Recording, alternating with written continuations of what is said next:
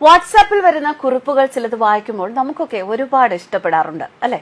അത്തരത്തിലുള്ള ഒരു കുറിപ്പ് എത്ര കാലം മുൻപ് എഴുതിയതാണ് എന്ന് അറിയില്ല, ആരാണ് എഴുതിയത് എന്നറിയില്ല. പക്ഷെ വായിക്കുമ്പോൾ ഒരു നല്ല കുറിപ്പായി തോന്നി. അത് ഇവിടെ പങ്കുവയ്ക്കുകയാണ്.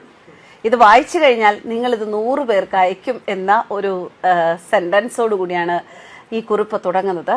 അതെന്തായാലും അവിടെ നിൽക്കട്ടെ. പക്ഷെ നല്ലൊരു കുറിപ്പാണ്. മഹാത്മാ ബുദ്ധൻ വിവാഹിതനായിരുന്നു. എന്നിരുന്നാലും അദ്ദേഹം ഭാര്യയെ ഉപേക്ഷിച്ച് സത്യം തേടിപ്പോയി. അദ്ദേഹത്തിന്റെ ഭാര്യ ഏകാന്ത ജീവിതം നയിച്ചു. ഭാര്യയുടെ പേര് യശോധര എന്നായിരുന്നു. മഹാവീരസ്വാമിയും വിവാഹിതനായി. എന്നിരുന്നാലും അദ്ദേഹവും ഭാര്യയെ ഉപേക്ഷിച്ച് സന്യാസിയായി. ഭാര്യ ഏകാന്ത ജീവിതം നയിച്ചു. ഭാര്യയുടെ പേര് യശോദ എന്നായിരുന്നു.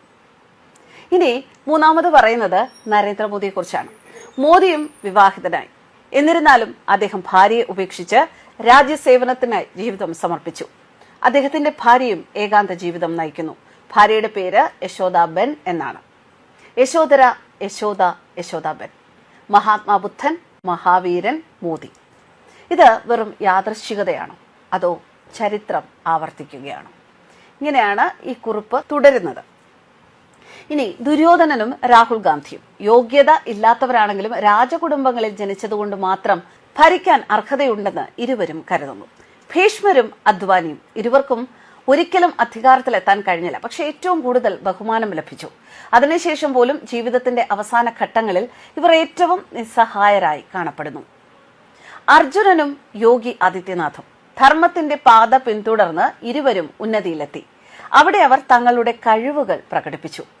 കർണനും മൻമോഹൻ സിംഗും ബുദ്ധിയും കഴിവും ഉള്ളവരായിരുന്നിട്ടും അധർമ്മത്തെ, അതായത് അനീതിയെ പിന്തുണച്ചതിനാൽ അവർക്ക് ജീവിതത്തിൽ ആഗ്രഹിച്ച വിജയം നേടാൻ സാധിച്ചില്ല.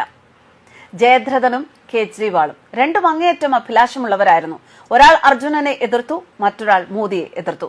അവർക്ക് സംസ്ഥാനങ്ങൾ ലഭിച്ചെങ്കിലും അവരുടെ മോശം രാഷ്ട്രീയ ചിന്ത കാരണം പിന്നീട് അവർ വിമർശിക്കപ്പെട്ടു.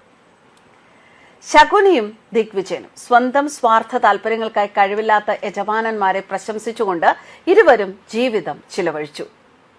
ധൃതരാഷ്ട്രരും സോണിയും മക്കളോടുള്ള സ്നേഹത്തിൽ ഇരുവരും അന്ധരാണ്. ഇത് ഭാരതവും മഹാഭാരതവുമാണ്. ഇത് നിങ്ങൾക്ക് ഇഷ്ടപ്പെട്ടെങ്കിൽ ദയവായി ഇത് ഫോർവേഡ് ചെയ്യാം. ഒരു ധനികന് പ്രധാനമന്ത്രിയാകാം, നെഹ്റു ഇത് തെളിയിച്ചു. ഒരു ദരിദ്രന് പ്രധാനമന്ത്രിയാകാം, ശാസ്ത്രിജി ഇത് തെളിയിച്ചു. ഒരു വൃദ്ധന് പ്രധാനമന്ത്രിയാകാം, മൊറാർജി ഇത് തെളിയിച്ചു. ഒരു യുവാവിന് പ്രധാനമന്ത്രിയാകാം, രാജീവ് ഗാന്ധി ഇത് തെളിയിച്ചു. ഒരു സ്ത്രീക്ക് പ്രധാനമന്ത്രിയാകാം, ഇന്ദിരാഗാന്ധി ഇത് തെളിയിച്ചു. ഒരു കർഷകന് പ്രധാനമന്ത്രിയാകാം, ചരൺ സിംഗ് ഇത് തെളിയിച്ചു. ഒരു രാജകുടുംബത്തിൽ നിന്നുള്ള ഒരാൾക്ക് പ്രധാനമന്ത്രിയാകാം, VP സിംഗ് ഇത് തെളിയിച്ചു.